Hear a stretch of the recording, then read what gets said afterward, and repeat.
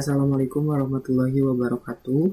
Perkenalkan, nama saya Atep Ramdhani dengan nomor induk mahasiswa 240604883 dari kelas B2 angkatan 2024 Prodi Pendidikan Guru Sekolah Dasar atau PGSD. Di sini saya akan mempresentasikan hasil UAS Pendidikan Agama yaitu mengenai studi kasus. Baik, langsung saja. Nomor 1, studi kasus pada nomor 1 atau pada soal 1 yaitu tujuan pernikahan Islam. Di sini ada sakinah, mawadah, warohmah. Yang kedua menghindari zina, yang ketiga ibadah sepanjang masa, dan yang terakhir mendapatkan kebahagiaan, ketenangan, dan kasih sayang. Selanjutnya juga tujuan pernikahan pada studi kasus Farhan dan Aisyah. Ini sangat relevan dengan keputusan yang telah dibuat oleh Farhan dan Aisyah, karena mereka harus memprioritaskan keberkahan dalam rumah tangga, keseimbangan hidup, juga nilai-nilai Islam dalam membangun rumah tangga. Artinya di sini Farhan dan Aisyah itu memprioritaskan keberkahan dari Allah Subhanahu wa taala dalam membangun rumah tangga yang sakinah, mawaddah, warahmah.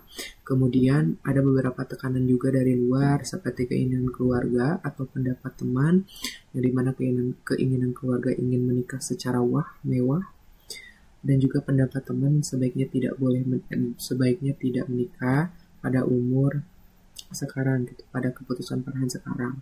Kemudian Farhan dan Aisyah itu menurut saya perlu mengakomodir, perlu bermusyawarah dan dipertimbangkan kembali agar tidak mengalihkan mereka dari tujuan utamanya seperti apa. Selanjutnya, tekanan dari orang tua terkait pesta pernikahan ini menjawab soal nomor 2. Musyawarah dengan orang tua dengan hormat terkait pesta pernikahan. Kemudian ajukan solusi terbaiknya apa, dan selanjutnya jika memang perlu melibatkan tokoh agama untuk bermusyawarah. Selanjutnya, kekhawatiran peran dan pendidikan after married, artinya kekhawatiran peran dan pendidikan setelah menikah. 1. Suami istri harus keterbukaan komunikasi dan saling mendukung. 2. Mengelola waktu dan tugas masing-masing. Harus paham antara waktu dan tugas masing-masingnya. Yang ketiga, paham akan makna saling dalam pernikahan. Saran dari teman Farhan terkait menunda pernikahan. 1. Kita harus yakin, percaya dengan ketetapan Allah atau takdir Allah. Yang kedua, kita evaluasi diri, evaluasi kesiapan untuk pernikahan. Kemudian yang terakhir adalah positive vibes, artinya memikirkan hal-hal positif. Selanjutnya, menjalani pernikahan sesuai dengan nilai Islam. 1. Secara spiritualnya, contohnya ibadah bersama, kemudian sosialnya keberlangsungan dengan masyarakat, dan secara finansialnya itu adalah segi ekonomi dan lain sebagainya. Studi kasus nomor 2 atau soal nomor 2. Prinsip utama pendidik dalam Islam. 1.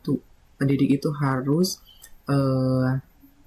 Al-Quran dan Sunnah itu sebagai pedoman. Yang kedua, mengajar dengan rasa sabar dan lembut. Kemudian mengenal dan juga harus memahami setiap muridnya, karena setiap murid beda-beda sifat. Kemudian selanjutnya kesabaran, keadilan, dan juga keteladanan ini harus menjadi pilar utama bagi guru.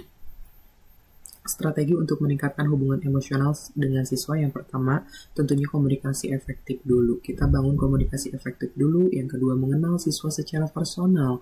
Dan juga yang ketiga adalah metode pembelajaran variatif.